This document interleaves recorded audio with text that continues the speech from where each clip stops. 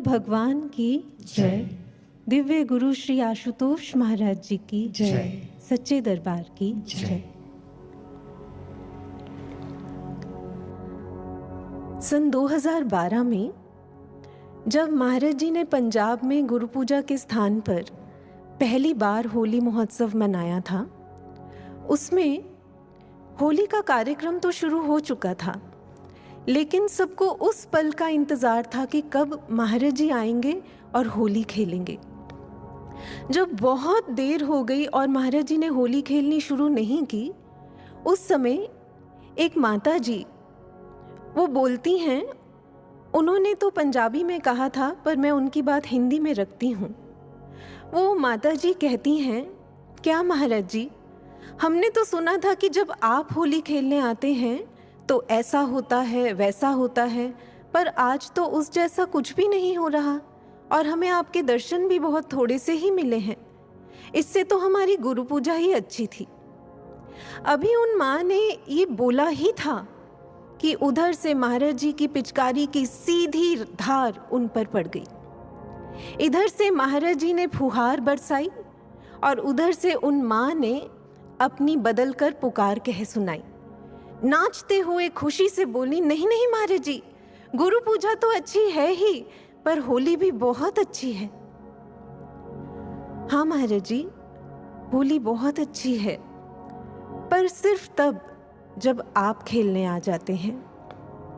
होली तो आज भी है, लेकिन आज ना तो होली ग्राउंड है, ना उसमें ब्लॉक्स बने हैं, ना ही वैसा मंच सजा है, ना वैसे रंग हैं, और ना ही हाथ में पिचकारी थामे आप हमें प्रत्यक्ष रूप से दिखाई दे रहे हैं। ऐसी होली अच्छी नहीं लगती महाराज जी। पिछले कई वर्षों से महाराज जी प्रत्यक्ष रूप से हमारे साथ होली खेलने नहीं आ रहे। अगर हम चाहते हैं कि महाराज जी हमारे साथ आएं और होली के फिर से वो पल हमें दें, तो इसके लिए हमें महाराज जी को मनाना होगा, और महाराज जी को मनाने के लिए हमें वो बनना होगा जो महाराज जी ने कहा है। क्या कहा है महाराज जी ने? 2013 में जब प्रहलाद चरितम प्ले की तैयारियां चल रही थी, जिसे अगले दिन होली के मंच पर परफॉर्म किया जाना था, उस समय महाराज जी ने कहा कि इस प्ले में एक सीन ऐड करना है, और फिर महाराज जी वो सीन बताने लगे। महाराज जी कहते हैं, जब नरसिंह भगवान हिरण्यकश्यपु का वध कर देते हैं, उसका अंत कर देते हैं, तब वो किसी भी प्रकार से शांत नहीं हो रहे थे, किसी भी प्रकार से मान नहीं रहे थे। उस समय वहाँ माँ लक्ष्मी आती हैं, ब्रह्मा जी आते हैं, महादेव शिव आते हैं, लेकिन कोई भी नरसिंह भगवान को मनाने में सफल नहीं हो पाता। तब महाराज जी ने कहा, जानते हो प्रभु कैसे माने? महाराज जी ने कहा, जिस समय भक्त प्रहलाद भगवान नरसिंह के पास जाते हैं, उस समय जो नरसिंह भगवान किसी के भी मनाने से मान नहीं रहे थे, जैसे ही अपने भक्त को देखते हैं तो तुरंत रीझ जाते हैं और तत्क्षण प्रसन्न हो जाते हैं। उस समय तो, क्योंकि जब महाराज जी से ये कहा कि महाराज जी समय बहुत कम है, मुश्किल लगता है कि हम ये सीन तैयार कर सकें, तब महाराज जी ने कहा था, ठीक है, अगली बार जब भी ये प्ले होगा, ये सीन उसमें ज़रूर डालना। वास्तव में साधकों, महाराज जी ये सीन सिर्फ उस प्ले में ही नहीं, हमारे जीवन में भी ऐड हुआ देखना चाहते हैं। महाराज जी चाहते हैं कि हम प्रहलाद जैसे भक्त बन जाएं। इसलिए अगर हम चाहते हैं कि महाराज जी होली खेलने के लिए फिर से हमारे साथ होली मनाने के लिए आएं, तो इसके लिए हमें महाराज जी को मनाना होगा, और महाराज जी को मनाने के लिए हमें ऐसा भक्त बनना होगा। अब ये प्रश्न उठता है कि ऐसा भक्त बनते कैसे हैं? इसका उत्तर भी महाराज जी ने हमें होली कार्यक्रम से ही समझाया है। कैसे? चलिए एक बार उन पलों को याद करते हैं जब जब हमने महाराज जी के साथ होली मनाई है। उस पूरी रूपरेखा को स्टेप बाय स्टेप रिकॉल करते हैं। होली कब शुरू होती थी? जिस समय मंच से ये अनाउंसमेंट हो जाती थी कि महाराज जी ने होली के लिए स्वीकृति दे दी है और कहा है तैयारी करो, बस ये संकेत मिलने की देर होती थी, ये संदेश मिलने की देर होती थी और ग्राउंड की तैयारी शुरू कर दी जाती थी, ग्राउंड की सफाई शुरू हो जाती थी। उसके बाद ग्राउंड में सारी व्यवस्था की जाती थी, जब रैंप, मंच, ब्लॉक्स बनाए जाते थे। फिर उसके बाद टेसू के फूलों का रंग और पानी ड्रम्स में भरा जाता था और फिर हम प्रतीक्षा करते थे कि कब महाराज जी आएंगे और हमारे साथ होली खेलेंगे। ऐसा ही होता था ना? अब अगर हम ध्यान से देखें, अगर हम इन पूरे स्टेप्स को डिकोड करें तो हम ये पाएंगे कि ये सिर्फ होली महोत्सव मनाने के स्टेप्स नहीं हैं, बल्कि भक्त निर्माण उत्सव के भी स्टेप्स हैं। कैसे? सबसे पहले हम क्या करते थे? ग्राउंड की सफाई करते थे, सारे कांटे, सारी झाड़ियां उखाड़ दी जाती थी। इसी तरह साधकों, एक सच्चा भक्त बनने के लिए हमें अपने अंतःकरण के ग्राउंड की सफाई करनी भी जरूरी है। मुझे याद है, होली के दिनों की ही बात है, कुछ शिष्य महाराज जी के पास बैठे थे। तब महाराज जी ने कहा, होली किस ऋतु में आती है? तो एक शिष्य बोला, महाराज जी बसंत ऋतु में। महाराज जी ने कहा, और बसंत ऋतु कब आती है?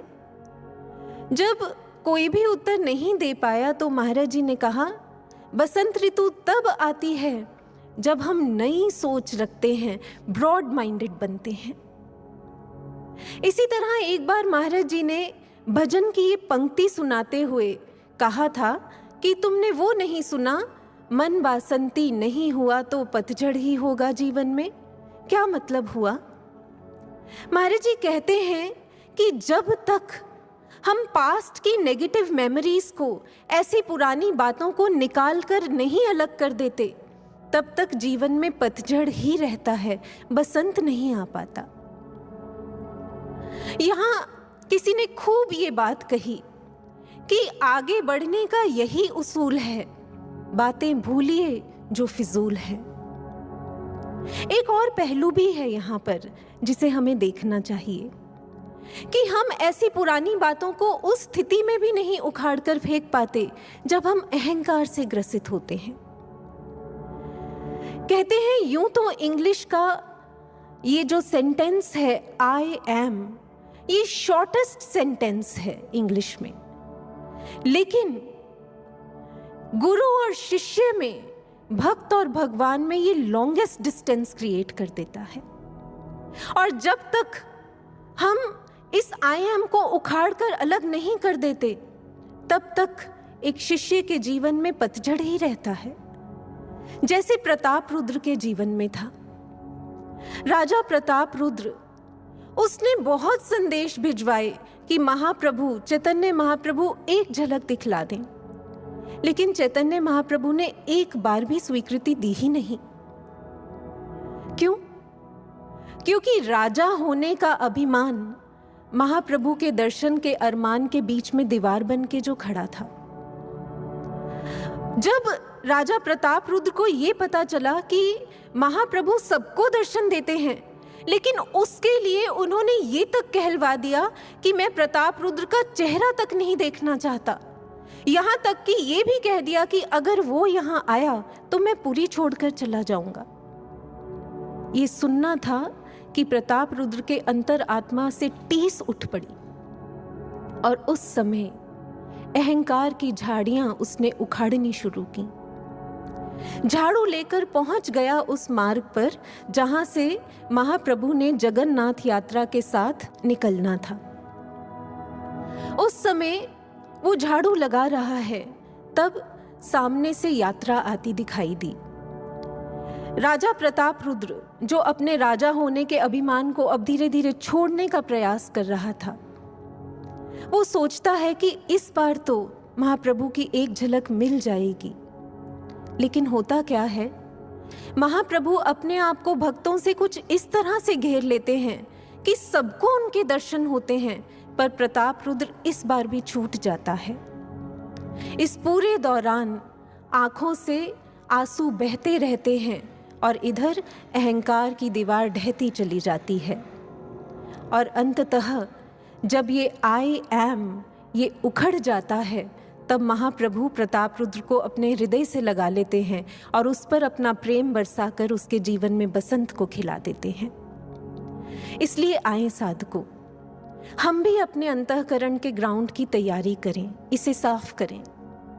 आज संकल्प लें कि ये अहंकार, ऐसी सारी पुरानी बातें, इनका बस अंत हो ताकि हमारे जीवन में बसंत हो। श्रेष्ठ चिंतन अपनाएं और एक अच्छे और सच्चे भक्त बनने की राह पर आगे बढ़ जाएं। जब ग्राउंड की सफाई हो जाती थी, उसके बाद हम क्या करते थे? उसमें व्यवस्था कायम करते थे।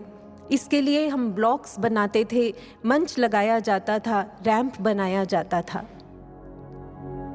लेकिन इस पूरी व्यवस्था में क्या हमें देखने को मिलता था कि किसी को तो बिल्कुल आगे वाले ब्लॉक में जगह मिलती थी, कोई सबसे पीछे खड़ा हो पाता था, कोई मंच के ऊपर होता था तो किसी को मंच के नीचे खड़ा होना होता था, कोई महाराज जी के पास रैंप पे बिल्कुल पास होता था तो कहीं कोई किसी सेवा में बहुत दूर महाराज जी से होता था।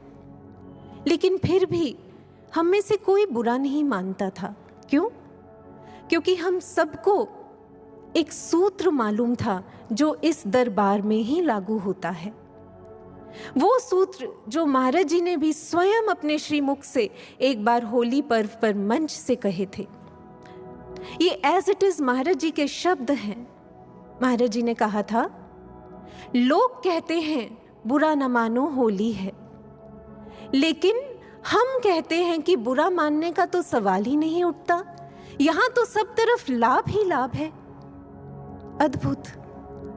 संसार जिस दृष्टिकोण से होली को मनाता है, उसका पूरा गणित ही बदल कर रख दिया महाराज जी ने। हम सब उस समय जब वहां खड़े होते थे, हमें भी ये मालूम होता था कि चाहे हम कहीं भी हैं, लेकिन हमारा हर प्रकार से, हर तरफ से लाभ ही लाभ है। क्यों?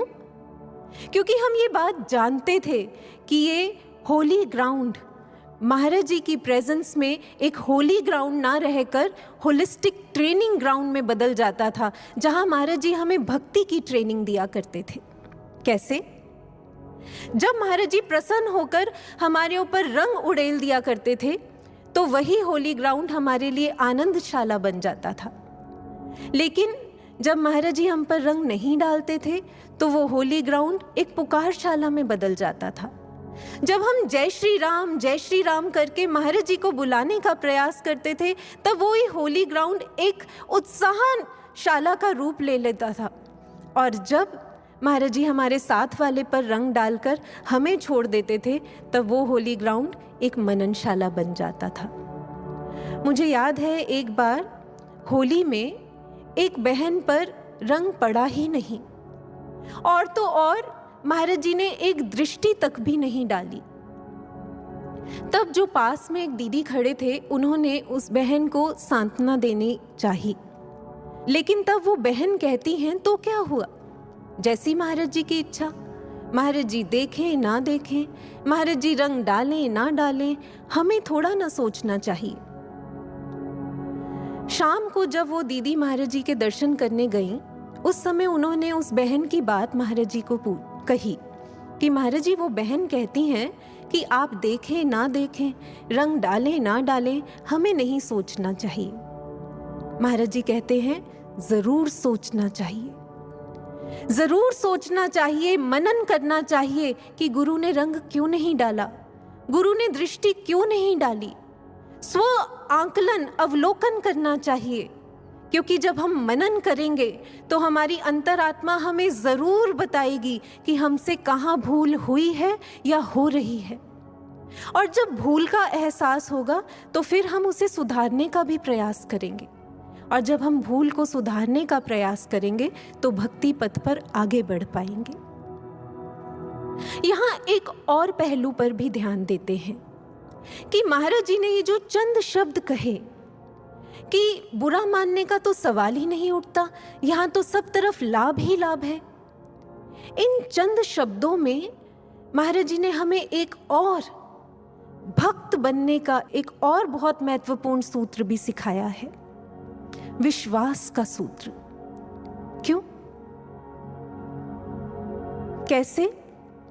क्योंकि जिस शिष्य को अपने गुरु पर विश्वास होता है वो ये अच्छी तरह जानता है कि गुरु के साए में आने के बाद इस पूरी दुनिया में कोई भी और कुछ भी उसका बुरा कर सकता ही नहीं। इसलिए वो हर स्थिति में मस्त रहता है अपनी प्रभु की भक्ति में। कोई चिंता, कोई डर उसे सताता नहीं। आप प्रहलाद के जीवन को ही देखिए। उसके पिता हिरण्यकशिपु ने हर संभव प्रयास कर लिया उसे प्रताड़ित करने के लिए, लेकिन प्रहलाद के जीवन दृष्टांत में कहीं भी एक बार भी ऐसा पढ़ने को नहीं मिलता जहां ये लिखा हो कि प्रहलाद डर गया, मुश्किलों से लड़ लड़कर थक गया, उसने भगवान के आगे कंप्लेंट्स की झड़ी लगा डाली कि भगवान मेरे ही जीवन में इतने कष्ट क्यों। एक भी ऐसा दृष्टांत नहीं मिलता। ये होती है विश्वास की शक्ति। और प्रहलाद में ये विश्वास की शक्ति आई कैसे थी? महाराज जी ने एक बार ये बात बताई थी। महाराज जी कहते हैं कि जब प्रहलाद से ये पूछा गया कि प्रहलाद, तुम्हें डर नहीं लगता? तुम्हारे पिता तुम्हें इतना प्रताड़ित करने का प्रयास करते हैं, तुम्हें डर नहीं लगता? तब जैसा नरसिंह पुराण में आता है, प्रहलाद कहते हैं, हे तात, जो राम नाम का जाप करता है, यानी जो सुमिरन से जुड़ा रहता है, फिर उसके सारे भय समाप्त हो जाते हैं। इसी कारण से ये जो अग्नि है ये भी मुझे शीतलता ही प्रदान करती है। प्रहलाद की हर श्वास में सुमिरन बसता था और ये हर श्वास में सुमिरन की ही शक्ति थी जो उसके विश्वास की शक्ति बनी थी। इसलिए आइए साधकों, हम भी अपने अंतःकरण का जो ये ग्राउंड है इस पर सही व्यवस्था कायम करें। बाहर से महाराज जी चाहे हमें किसी भी परिस्थिति में रखें, लेकिन हम अपने अंदर की अवस्था को ना बिगड़ने दें।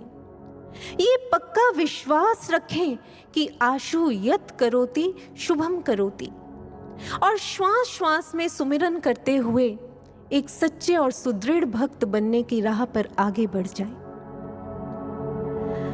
जब इस तरह ग्राउंड में व्यवस्था हो जाती थी, तब फिर टेसू के फूलों के यानी हर्बल रंग और पानी ड्रम्स में भरा जाता था, और इसके साथ महाराज जी के होली खेलने के लिए तैयारी पूरी हो जाती थी और हम प्रतीक्षा करते थे कि महाराज जी आएं और हमारे साथ होली खेलें। जैसे जैसे ये प्रतीक्षा काल लंबा होता जाता था, वैसे वैसे हमारी प्रार्थनाओं का स्वर भी उठता चला जाता था। ऐसा जब हम पुकार करते थे, प्रार्थनाएं करते थे, तब इधर से हृदय तैयार होता था और उधर से बरसता महाराज जी का प्यार होता था।